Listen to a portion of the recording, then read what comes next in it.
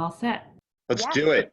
Excellent. All right. Well, hello and welcome to MLS Matters, hosted by CMLS. We appreciate you taking the time today to be part of the community, part of the conversation, and most importantly, part of the solutions. Want to let you know today's session is being recorded, and we will post it to the CMLS website resource page along with the summary of the notes. You can find the previous events in there as well. We also encourage sharing, so please, if you see them and you want to share them with any of your colleagues, friends, or staff, please do so. Today we are using Zoom meetings, so everyone is unmuted as you come in, or you are on mute as you come in, and we'd ask that you stay that way unless you are speaking, but we definitely want you to have the opportunity to speak. All right, for those of you wondering what day it is, what day of the week it is, because I find that challenging sometimes now. I'm here to help. It is Friday, April 3rd, 2020, and I'm Danae Evans, the CEO of the Council of Multiple Listing Services, or CMLS, and I'm happy that it's Friday because this means it is our fourth Friday webinar that we've hosted, and it's actually our third time doing the virtual roundtables or breakouts, where we're going after this meeting into smaller groups where you guys can talk and ask additional questions in a little smaller format. And we are looking to talk about MLS Matters, well, because MLS matters. So some of the most common feedback we hear from our members is how much you appreciate the MLS specific or the MLS focused content that CMLS provides. And also the opportunity for you to connect and talk about that after. The first part of that hasn't changed much. We're still bringing you the content, but the second part, obviously, that has proved to be a little bit more challenging. And so my team, your CMLS team, has been working so hard to try and figure out ways that we can keep our CMLS community engaged and connected, trying to create opportunities where you can still learn and share with each other so that we can still grow and evolve as an industry and as a community. So again, I thank you and I appreciate you engaging today, being part of the conversation, and like I said, most importantly, the solution. So one of our goals, staying connected, I wanted to walk you through another way that we have. This was something we were rolling out a little bit later, but we figured right now might be a great time, is our forums. If you log into your CMLS account, you go to the CMLS.org website and you log in to your account. One of the very first drop downs from the page under quick links is member forums. There Betsy and Mandy from our team have already set up some specific topics that you can ask questions and share and learn. So I would encourage you to go there. If you need any help with it, please reach out to our team. We'd be happy to get you started on that. And it's also a great place to put any topics or questions or concerns so that CMLS can stay on top of what's important to you and how we best support you as our members. So speaking of topics, I did want to look at next week's focus of what we'll be trying to go through and support you guys is making the market work virtually. We want to know, what were you doing? What are you planning to do? What are you currently doing? How are you continuing to make the market work virtually? What does that look like? We're going to be looking for a few MLS execs who can share with us what is their insight and what have they done. We also are thinking maybe it might be helpful to have an agent who has already been doing a lot with virtual transactions, relocation or something. They can share how they used it and maybe what they wish the MLS could do to give us some more insight of how we continue to support in this virtual world, in this new market. So any ideas or suggestions, please email me at ceo@councilofmls.org or info@councilofmls.org. Share ideas, questions, thought, feedback. That is how we will keep trying to do our very best to support you, the members, and making the market work. So now on to the good stuff. The value of MLS. Today, more than ever, the role of the MLS, the role the MLS plays in making the market work is so important. And MLSs must continue to provide the confidence and the stability of knowing what is happening in a marketplace, good or bad. Real estate professionals, consumers, appraisers, economists, they all depend on the accurate and timely information that's in the MLS. So much really does depend on it. And we definitely want to make sure we continue to communicate that and support our members in the marketplace. But I think we can all agree it's become a little tricky of how we do that and how we navigate that with the right message and the right tone. So today I've asked Brian Barrero, CEO of 1000 Watt, to come in and share some overall big picture ideas and thoughts with us. And then it'll be followed by two MLS executives, Kathy and Chris, to share what they've done in their own organizations and help just set a little bit of context and ideas to then, once we get done with that, we will move into those breakout rooms where you'll all be able to talk more about that and share and learn from each other. And it doesn't have to just be that topic when you go in that room. If there's other pressing questions, I've participated in them every week so far, and they're just excellent. And I so appreciate you all participating in this. Oh, man. So Brian is, I think you all know Brian Barrero. He is a pretty amazing human who has taught me quite a bit over the last few years that I've had the privilege of working with him. So I really appreciate that. And so let's jump right into it. Let's start, Brian. Let's jump in. Where do MLSs start? What should they be communicating to their members right now? What do you think is most important? And I think kind of in that same vein is, and almost more importantly, what should they not be doing right now, or what should they not be messaging or communicating about? Sure, Danae. I'll start with maybe three general ideas on what an MLS can be doing right now.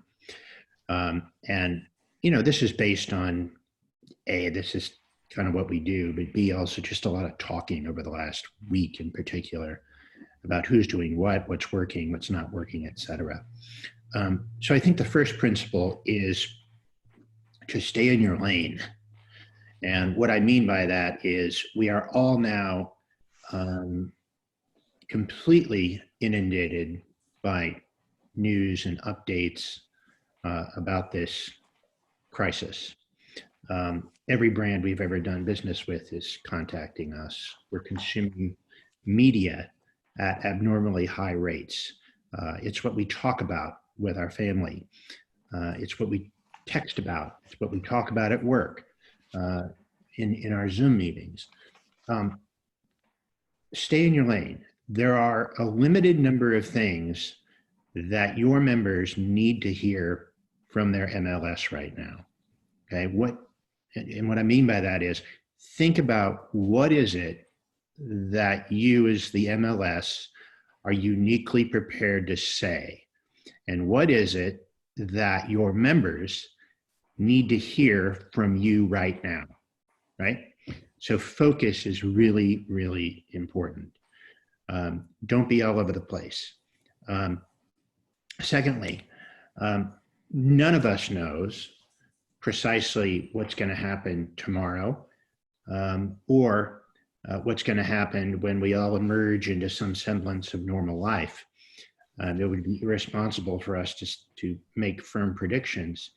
But what we can answer, and what I think MLS is uniquely prepared to address, is answering the question is, what's happening now in the real estate market? Right now, today, every day. So that answering that question every single day in whatever way you communicate most effectively, whether it's through email, whether it's through system notifications, whether it's through your social channels, what's happening now in the real estate market? And importantly, what's not happening now in the real estate market? As you think through what your members are waking up asking themselves, worrying about, right? Those are pretty basic questions. Is the real estate market as completely stalled out as I think it is? Are any deals happening at all? If so, how are they happening? Is demand for real estate sustaining itself, even if people aren't able to transact as easily as they did before, right? Think about the questions that your member lying awake at night or starting their day is asking themselves, and answer those questions. And again, you're uniquely prepared to answer the questions. You don't have all the answers. It's very hard to be certain about much these days, but you're sitting on a treasure trove of data that can give your members at least some visibility into tomorrow, next week, next month, back half of the year, right? You have always been in this position. It has never been more important to use that data that you have to support and guide and in some ways comfort your members. I would say in terms of what not to do, aside from not staying in your lane, there's a lot of lovely stuff out there, and we've all seen it, that's humorous, memes, lots of emotional stuff. We're getting that from everywhere else. Don't try to create that as an MLS, as a company, as a brand. Leave the dog pictures and the funny stuff to your audience, right? It's going to be off key if you try to do that, and it's well out of your lane anyway. So those are some guiding principles, at least today, if that makes sense. Absolutely. What would you say of striking the balance in that tone between keeping the market moving and giving those stats and still keeping people safe, right? You and I talked a little bit about that last week, is how do you balance that of we can still support the market and putting people first and keeping it safe, but provide that liquidity and flow to our marketplace? I think that one's an easy one. Follow the rules, right? We're all operating under different rules in different jurisdictions. What's an essential service here may not be an essential service there. Shelter in place, quarantine, is an appraiser available here or not here? That from the MLS perspective, in my opinion, the message is follow the rules, right? That's pretty simple. I don't think there's a great deal of benefit to an MLS for wading into those questions more deeply than that. Makes sense. So referencing and linking to what exists out there, making sure they have the information and promoting. Yeah. Is like we said, keeping them informed and sharing what they have. Yeah. Access to. What's some things you've seen around the industry that seem to be working?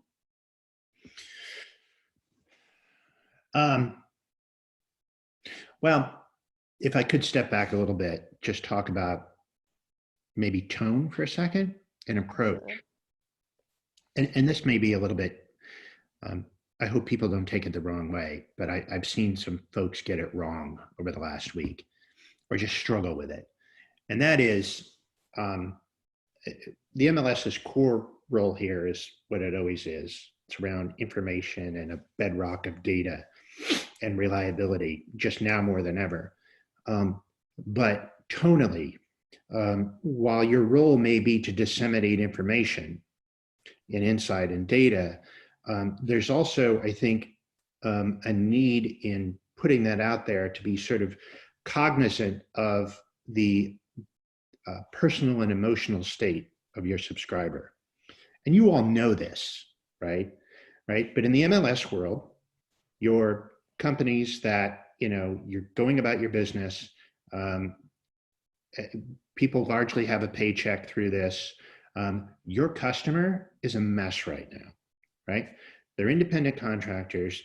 Every single day up until this crisis, they woke up not knowing if they were going to make a dime that day. That anxiety has multiplied times 100 right now.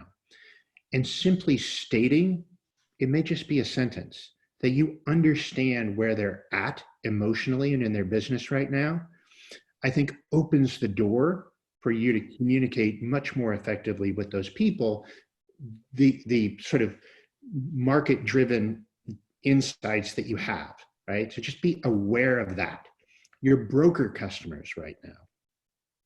The brokerage business model was in many ways strained before we hit this, right?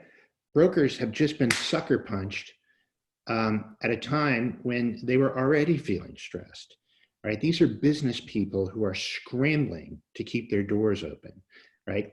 Acknowledging that reality in your communications in terms of your tone, I think is really, really important. Just a side note on tone. I would say in terms of specifics around the general principle that I started with, if you think about your data, obviously we've all seen charts about showings. Well, the chart on showing shows it goes, in the tank. Okay, well, that's pretty obvious, right? But there are some interesting things, I suppose, that you could do with your data that would at least cast some light into the uncertain future.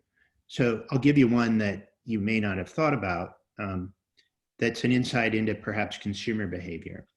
So some of you have public websites, some of you don't, but what's going on those websites right now? What is search volume like now as opposed to a year ago?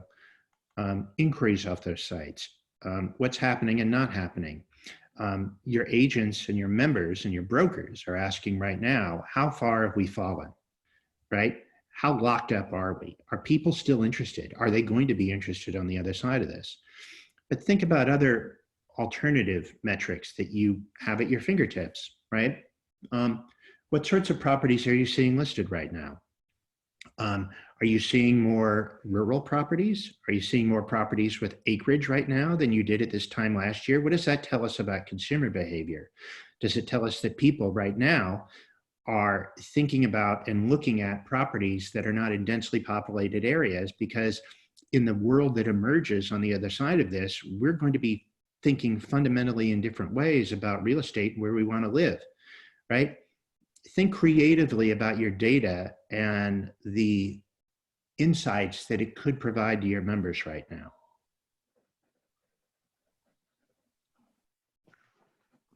I like that, Brian. And I think we've got on the screen the 3 C's, and I think as you're talking, or we're covering these, and what you just talked about was acknowledging the challenges that our members and brokers and agents are having, and just be compassionate about that. Just a little bit of acknowledge in the messaging and the tone.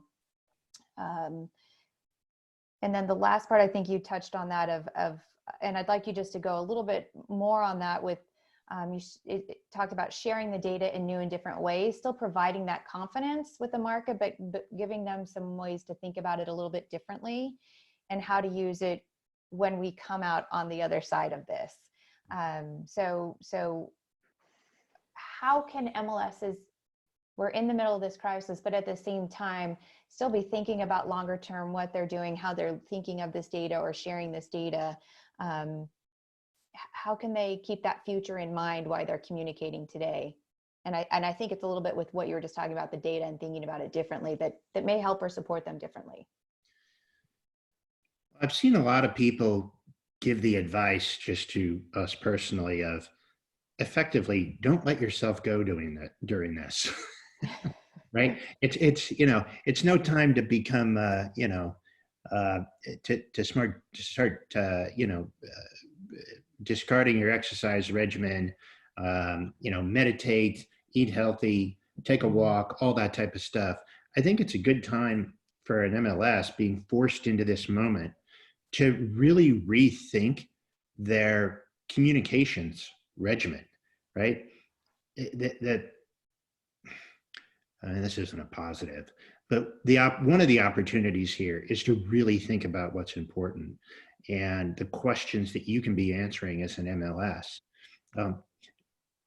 now that you can probably sustain into the future, right? What should you be doing every day in terms of communications? I mean, this is funny. My business partner, Mark, says, and it's true, he's saved on DVR shows from before this hit.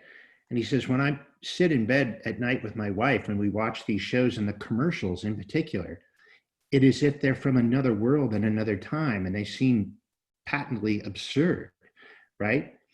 I think when we emerge from this, a lot of what you did in terms of marketing and comms is going to just strike you as, why did we ever do that?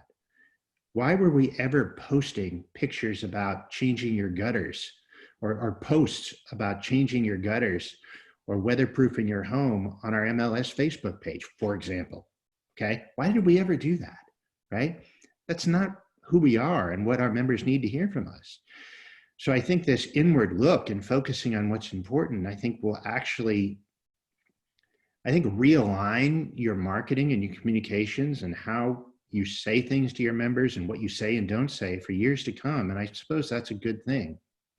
All right. So saying not just looking at how am I responding in this short time, but how could this be a longer term strategy of really evaluating what we're communicating and how we're communicating, because we're Absolutely. probably going to You come out. know, one of the principles that, or one of the sort of exercises we always put to people and clients is we say, before you ever communicate anything to your clients, your customers, your members, ask yourself this.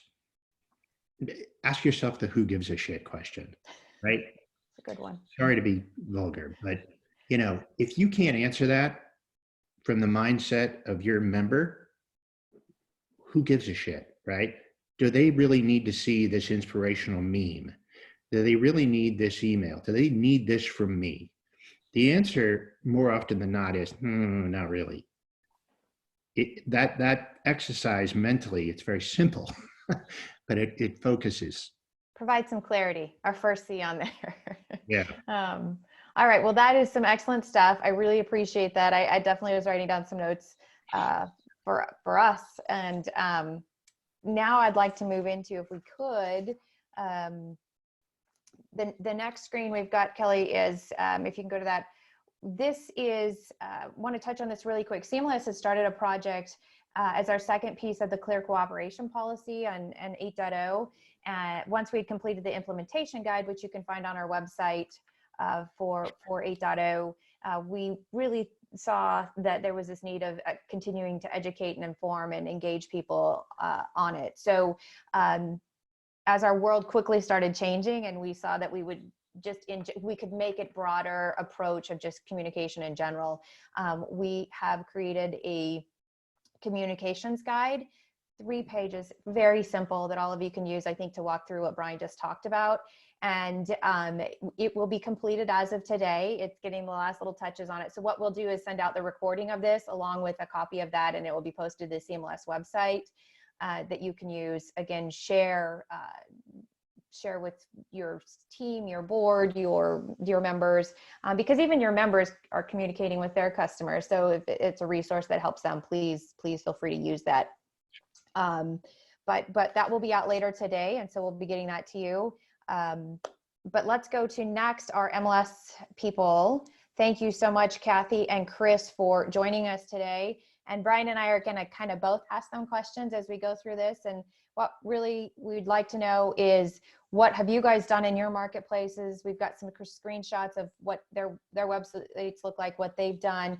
And if we can start with each of you introducing yourselves, tell us a little of what your marketplace looks like right now. So are you sheltering in place, your membership, are you essential, non-essential? Just to paint the picture a little bit of what you're doing. And then we'll get into some more specific questions. Kathy, you want to start? Sure, thanks. Thank you, Danae. Thanks, Brian. Happy to be here. So we are Smart MLS. We're about 18,000 members in Connecticut. We are shelter in place, one of the first few that were, so we've been sheltering in place for a couple weeks now. We were deemed essential, and that seems to be going well. We've been all virtual on the MLS side, or all work at home, for about 2 weeks now.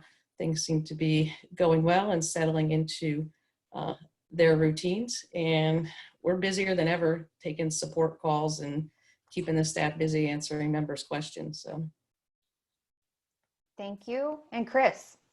Hey everybody, I'm Chris Finnegan. I'm the Chief Marketing and Communications Officer at Bright MLS. We're about 95,000 subs in the Mid-Atlantic. So we represent the big cities are Philly, DC, Baltimore. We're chunks of 6 states plus the District of Columbia. That's been a little bit tricky because we're hearing different things from different local governments. So in terms of being able to have one cohesive message that we can deliver to our subscribers in terms of essential versus not essential and other rules of the road as they're being handed down, we don't have that luxury. Everything is sort of changing for different parts of the puzzle for us. That's been a little tricky. When Brian talked about stay in your lane, know what you can talk about, know what you can't talk about. For us, that's one of the things that we found, like maybe we should leave, the interpretation of government guidelines for state associations and other entities, because it's been pretty darn tricky, dealing with our footprint and that diversity. But we've been home for about I guess this is the end of the third week at home. Everybody, like you guys, I'm sure you can't remember when it feels like one long day. I'm guessing the lines between personal life and professional life have been blurred, and I'm guessing we're all pretty tired, and thank God it's Friday, I think. For sure. Could you each take a minute, and Kelly, if you'll show the screens between the two while they're talking. Kathy, what has been your approach and to your marketing and communications and just sort of your strategy with your members and how you've tried to approach it? Because I think yours is very key with, we'll say hers does not have COVID-19 on it. It's a virtual agent toolkit. So Kathy, talk to us a little bit about that. So we quickly jumped on the bandwagon to say, how can we help our members? We're here for you. The world is changing, and how can we keep you posted? So we came up with this real estate agents virtual toolkit. At first, it was going to be a guide to social distancing and have COVID stuff with it. And I'm like, nope, let's take it a step back. This is going to become the new normal in the future anyhow, or at least a lot of pieces of it. So I wanted to keep it future proof. So on our site, you probably won't find COVID anywhere. You'll probably see reference to social distancing in terms of making it virtual, but I wanted to be able to keep the same URLs, the same information to keep it going when we're on the other side of this. So we're taking the approach to be a positive, to keep the colors bright, to have some sort of outlook that the future is there. The future is bright. At some point, we're not there, because even when we were creating this 2 weeks ago, there wasn't as much doom and gloom as there is all over the place now. And now we want, when they go to the website, to have, brighter colors, which is why the green background, we had something gray and drab there before. I was like, no, let's spruce things up, see what we can do, and at least try to turn the mood around and give people as much positive information and tools that they can use, so they don't have to go scurrying around to try to figure out how to do a virtual showing, how to do virtual things. So our toolkit is ever evolving, and it's a place, one-stop shopping for them to go for the future. Excellent. So summary is trying to help keep some hope and some sunshine, for life. I think some sunshine there, and thinking longer term about it, that it is a toolkit that will live on past our current environment and changing some of the behaviors. Correct. Yep. And you did use in there the word a couple of times, letting them know it was bright. So I think maybe that's a nice transition over to Chris. You guys developed Bright Steps as a program and getting that out. So maybe walk us through about how that came about, what's been your approach and your strategy, and how is it working? Surely. I mean, quite frankly, we are employing a number of different measures, across the board. Some could be providing technology solutions. Some could be relaxed rules in certain categories. Other could be tips and tricks and FAQs and webinars. We're just trying to serve up any shape of help or support that we possibly can. And one of the things that we've heard in the past is, like, when you just throw stuff at us, it's hard to keep track. So we created, a little campaign to provide an umbrella for all this. So it's Bright Steps. It's all the different various steps that we are trying to come up with solutions to support our subscribers during this period.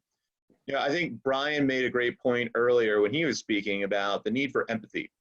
These are folks that, there's a great deal of urgency in their day-to-day business, because they're oftentimes, they're an enterprise of one, and you kind of kill what you eat in that industry, this industry. So understanding that their world is changing by the minute, and making sure that we are, giving them valuable information, valuable counsel, and also the support that they need, across a variety of platforms. Especially with people cooped up and confined right now. Social is big, videos, tips. We've got a webinar series that we're pushing out, but we also want to make sure that there was sort of a central, place where you could go, a clearinghouse for all this information that would direct you to the other avenues that we're sending folks for information. So this is it. This is the Bright Steps page. I think the difference between what we're doing, what Kathy's doing, is we are sort of just stepping into the fact that, like, yes, this is the COVID period. How are you going to do business right now within this window that sort of is defined by COVID? And I think a lot of this, we're sort of just allowing ourselves to take some measures that we realize aren't necessarily going to be long-term measures, but it's more, not all of our solutions, but a decent amount of our measures and our solutions are temporary in nature, and they're definitely focused on this unique period that we find ourselves in. Let me ask a question for you, Kathy and Chris, sitting where you're sitting. Over the last week or two, what has been the most, of all the communications you have sent to members, what has generated the most positive response? I mean, obviously you're doing some very smart and good things here, but what really resonated most, even a small thing? So for us, it's been our webinars on how to utilize the tools that we have. So going over our virtual toolkit, and then the relationship we have in MoViewer to create 3D walking tours with a cell phone. Those two pieces, those two webinars have been off the charts attendance wise, and then the feedback and the questions that come from there have been extremely positive. So that would be from the Smart MLS standpoint. Hey, Ryan, good to talk to you. So I think both you and Danae mentioned this sort of interesting balancing act that we find ourselves with, because number one, we want to keep the market moving, but on the other hand, there's the public health concerns and social distancing that we have to keep in mind. And to that end, one of the things that we did, it was really, I think the first thing we announced as part of when we rolled out Bright Steps a couple of weeks ago, was really relaxing some of the regulations and rules that we have around virtual showings and virtual open houses, to make sure that we're giving every ability to our subscribers to keep, to make sure that they're connecting their clients with properties, but at the same time, we're not putting them in a position where they have to compromise their personal safety with keeping the market going. So just anything we can do to connect the dots, but finding that balance between, public health and the industry. And immediately we received a lot of appreciation for that. So we knew we were on the right track there. Mm-hmm. Right on. I saw a question in the chat window, Danae. Yeah. Directed, I think it was directed at me, but I think. Yeah, that's a good one. Would Chris, Brian recommend an MLS surveying its members to find out their pain points right now? I'll jump in. Chris. Surveys are always good. I'm finding right now, we've got a couple surveys out with our field organization. People are super busy right now. And as you can imagine, they're reading the news and they're trying to figure out how the heck that impacts their business and what they're trying to do, whether a showing or a closing or what have you. I mean, that's one of the trickiest things that people are trying to do, to figure out, okay, the governor said X and I've got to do Y tomorrow. How do the two mesh together? Because of that, they're so darn busy that we're finding compliance to surveys and research, not as high as it's normally been, maybe later when things calm down a bit. Where we are getting a lot of great intel, it's social. So we've got people on social pretty much all the time, figuring out what are the key topics that are being addressed, and then what's the tonality behind each of them. So, a topic could be thrown out there, whether it's a change to a status or another consideration or some other form of support. X concept has been introduced, and this percentage is for it, this percentage is against it. And that's really, at least for us in the last couple of weeks, we're finding that that's where we're getting better insights. And it's also a super quick turnaround. Brian, any other thoughts or ideas how they can collect that or keep their finger on what's happening, what needs to be answered? Yeah, listening, like you said, Chris, I think is always important, right? I would not go out with a survey right now. I don't think it's a great time to go to your members with an ask. You want to go to your members with a give. I totally agree. 100%. These guys don't need homework. Agreed. No Friday homework. Is that this? No. I have one. Is there anything you've learned in the last few weeks, mistakes or lessons that you'd like to share with the people on the phone of maybe what not to do or what didn't work as well, or maybe you thought it was going to work and it just, I think, Chris, you kind of said on the surveys, but other things, any other advice or recommendations? So what we found is to try to target market. So instead of changing, because we made a number of updates to our MLS. So we added a virtual, live streaming options available field in the MLS, but that only works for people to search for it if people put it in to their listings. So listings have to be updated. So we're targeting just listing agents with all the options right now that we've added to Matrix so they can enhance their listing for live virtual features. And then we'll message the rest of the membership to let them know those features are there. So not putting the cart before the horse and letting people know something's there when it's only minimally populated, to get it populated first and then let everybody know. Oh, and Danae, I'll pivot back to what I sort of teased initially. There was a period we want so badly to be helpful and to give our subscribers everything that they need. And I am guilty of this, and luckily people smarter than me held me back at the last second. Some smart folks on my team. Initially I wanted to help them understand, like, for example, a lot of the first government orders were coming down in our footprint in Pennsylvania and Delaware. And I wanted so badly to say, okay, this is what the governor says, and this is exactly how this, impacts your business. All of a sudden, I almost unwittingly put us in the role of like giving legal advice or GA advice. And that's not what the MLS does. To Brian's point, we've got to stay in our lane, do what we do, and do it well. And so, again, people with a little bit more foresight grabbed me by the shoulder and said, whoa, pump the brakes there, Tiger. I don't know if that's really what we do. We didn't do it. And sure enough, over the course of, the last couple of weeks, it would have been a full-time job between different cities, states, subdivisions. Everybody's putting out their own guidance. It's changing almost every other day. And we never would have been able to handle effectively that role had we taken it on. And so that was thankfully a mistake that we almost made, but smarter heads prevailed in that case.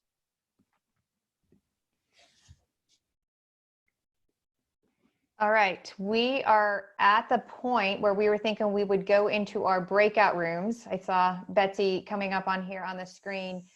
One quick thing, there was a question, two quick questions I just want to address.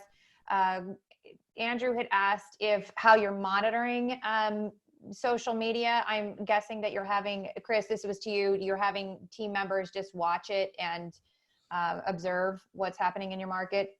Yeah. Hey, Andrew, I saw your question pop up too. So in terms of like what is, tactically, how are we doing that? We're not doing any formalized surveys. Similar to what Brian said, these guys don't want homework. They come to us when they want to come to us and they've got something to say. So it's just us monitoring their comments, however they are expressing them. And then we're recording that, we just have somebody monitoring pretty much, big chunks of the day. And it's us taking insights from their feedback the way that they give it. So it's not, there's no survey mechanism or anything formal like that we're utilizing. It's just taking their stuff and really dropping it in a grid and then circulating it among ourselves. Okay. And there was some questions on days on market. Last week's webinar was on that. It is recorded and it's up, so I'd recommend that. You can go watch that. It's on the CMLS resource page. And also CMLS did put out a guidance and recommendation about that. So I see there's some conversations on that, but I would encourage you, if that is also that you want to continue that, please do so in the breakout rooms. And then I'm going to give everybody just a minute here. What we're going to do is there's this magic thing that happens, and there's this button we push that you can go into, basically think of it like our roundtables at the NAR event where we're in a room and we can share and talk. We do have facilitators for the room to help conversation keep going, so you can continue on this. Our panelists are going to be put in the rooms as well, so you might have some of them in your rooms and can continue asking them questions either on this topic or anything else that you'd like. So if, I am hopeful that you will all stay on here and be ready to ask some good questions and learn and share from each other. We will be back again next Friday on the virtual. So it seems like there was definitely some questions and ideas there. And I want to thank Brian so much for coming in and sharing today. There was some great things in there, and also Chris and Kathy for being willing to share what you guys have been doing. Some, again, excellent stuff. And I know the one thing I love about this industry, one of the things, there's a lot, but one of them is everyone is willing to help and share. So reach out, ask questions, but I'd say let's go into these breakout rooms. And there is no set cutoff time. So you can keep talking. If you guys are going and really enjoying it, please feel free to continue. And